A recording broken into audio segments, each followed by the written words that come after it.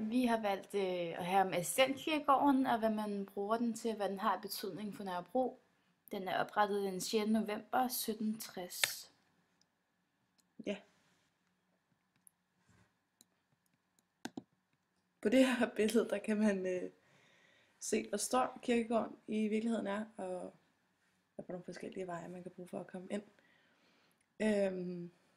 Ja, det er en stor kirkegård, og den bliver selvfølgelig også brugt til meget mere end en kirkegård. Der kommer mange for at sørge selvfølgelig over de døde, på grund af, at det er en kirkegård. Og den er stor og flot og fyldt med en masse natur. Der er også en urtehave. Ja, sådan en lille urtehave, som børnehaven, der ligger tæt ved Assistenskirkegården lige ved siden af. Ja, får lov til at komme og dufte til krydderurterne og måske se lidt natur, som de ikke er vant til. Ja, der er mange, der kommer for at se naturen i Assistenskirkegården, for der er mange træer, blomster og planter, og mange forskellige slags. Mm.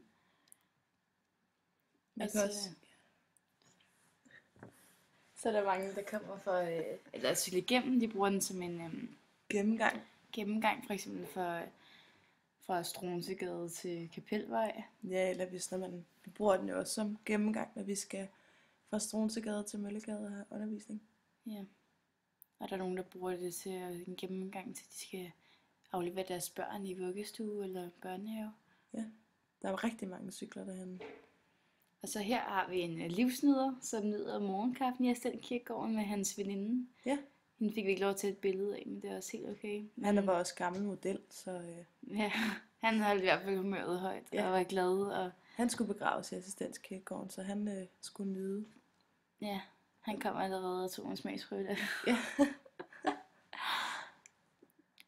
Så er der mange kendte, der er begravet i Assistenskirkegården, blandt andet Natasha, som vi kan se her, det er hendes gravsplads. Og der kommer selvfølgelig mange og lægger ting og blomster for at se den. Ja. Der kommer også mange turister for at se Natasha og H.C. Andersen, som vi har her. Søren Kierkegaard ligger der også. Ja, Søren Kierkegaard ligger der. Mm. Så er der sådan en masse gartnere, der arbejder der selvfølgelig for at vedligeholde kirkegården. Meget velholdt. Ja, meget velholdt. Og vi kom lige der var nyklippet, så han var rigtig stolt og glad af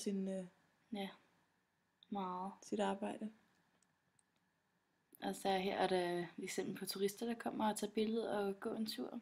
Der er meget rolige omgivelser, fordi at Assistenskirkegården ligger jo lige midt i byen, hvor der er meget trafik rundt om. Så det er et meget roligt sted at komme ind, der folk kan slappe af og nyde noget natur. Ja. Der er også mange, der bruger den til for eksempel at lufte deres hunde, eller også mod nye mennesker og nye hunde. Der er nogen, der har lyst til at løbe en tur. Ja. Det er også mange, der gør. Mm. Og om sommeren så er der også rigtig mange, der bruger det som et sted, hvor man kan slappe af og tage noget sol og ja, det bliver meget brugt som en park. Altså selvfølgelig er det et sted, man kommer og sover, men det er et hyggeligt sted at være. Og der er mange, der kommer og solbader eller spiser frokost i deres pauser og bare nyder naturen. Og så er der også nogen, der sover. Nogle hjemløse, der sover på bænkene. Og der er rigtig mange bænke, og det er et rart sted at være. Måske føler at de hjemløse, at de lige kan få noget ro og slappe af. Ja, det er også et meget sådan stille og roligt sted, som jeg har sagt før, at der er plads til at sove også. Og der er plads til alle. Og forskelligheder. Ja. Det var lidt om Assistenskirkegården. Dejligt sted. Skønt.